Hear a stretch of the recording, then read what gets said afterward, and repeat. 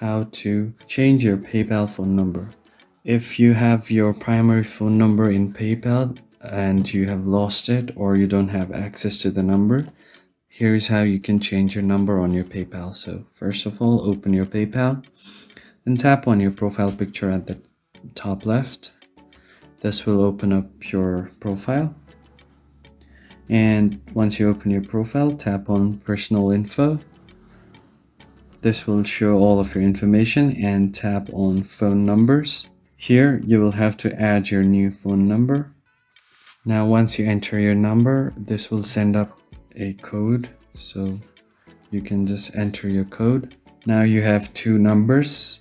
Now this way you can change your primary number to the second one, so you can tap on it and make this your primary number.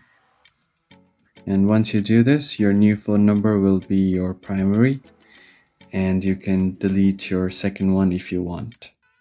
And that's how you can change phone number on PayPal. Thank you for watching.